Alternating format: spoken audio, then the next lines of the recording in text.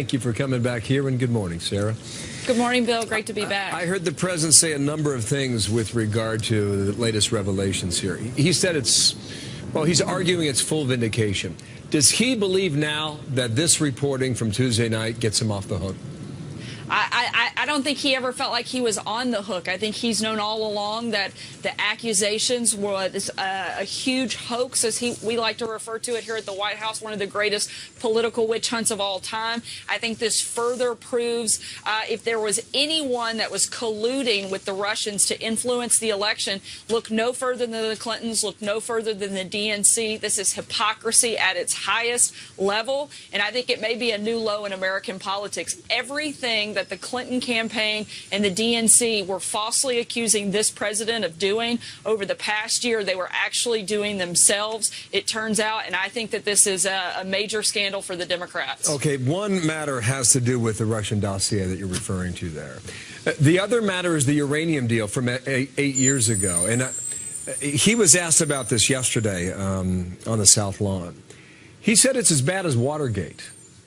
How is this uranium deal as bad, if not worse, to paraphrase his words? I think it certainly could be.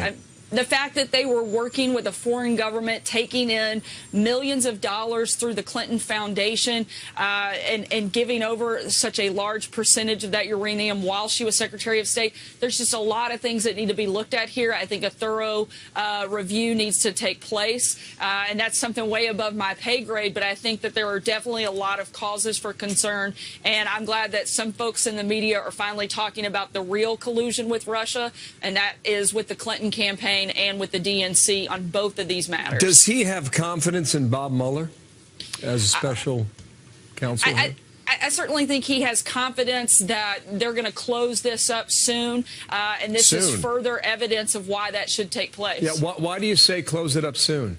I think we are seeing more and more evidence that shows, look, they've been working on this and investigating this for well into a year through various committees. Every day we find out more and more details about why the president has been right all along and why the Democrats have been wrong all along. And I think that each day we're getting closer and closer to closing the loop on this on our front. And sadly for the Democrats, I think it's only expanding for them. Okay, is that based on news reports, or is that based on something else or some other channel there at the White House?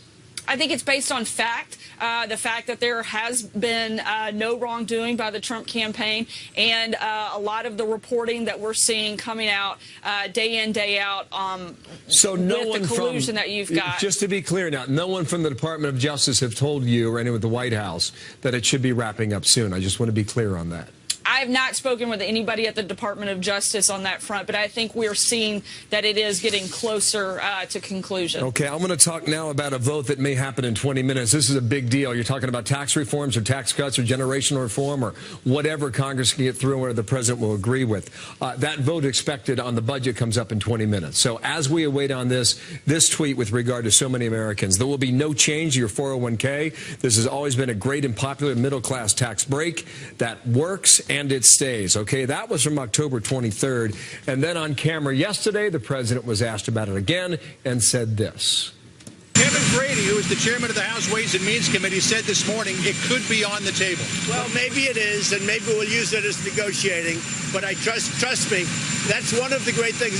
You know, there are certain elements of deals you don't want to negotiate with. 401ks, and Kevin knows it, and I think Kevin Brady is fantastic.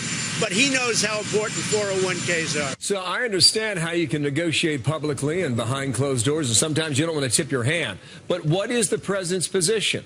Are the 401ks negotiable or not in this tax deal?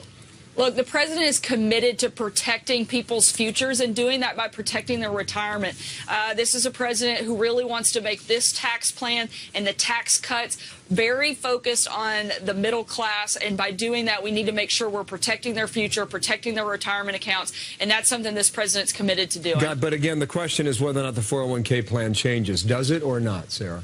Look, I'm not going to negotiate those deals right now, right here. The president is going to do that. But what I can tell you, Bill, is the president is 100% committed to making sure that we're protecting people's retirements, particularly those in the middle class, and making sure that their futures are preserved moving forward. So it might change then.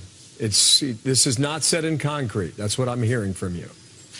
Look, again, I'm not going to get in the negotiation position from here or even from the podium at any point on the tax plan. I'm going to lay out the principles of where the president is, what he wants to see happen, and we're going to continue working with Congress to make sure we get the biggest and most historic tax cut that we've seen in a long time. Another controversial provision is the state and local tax deduction. Okay, now there are 3 states between California, New York, and New Jersey that have 28 Republican members of the House.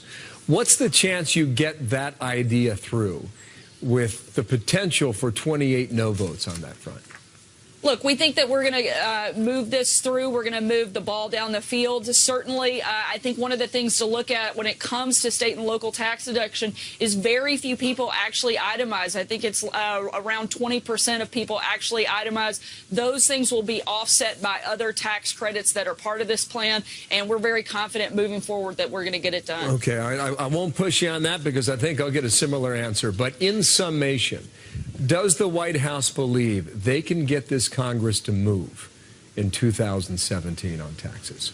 We do, and I think that we have to. Look, Americans are demanding that we do something, and we do something big and bold, and this president is leading that effort, and he's going to push through and make sure that we get the biggest and most historic tax cuts that we've seen, particularly for the middle class, in decades. Well, I appreciate your time today. Thanks for coming back here.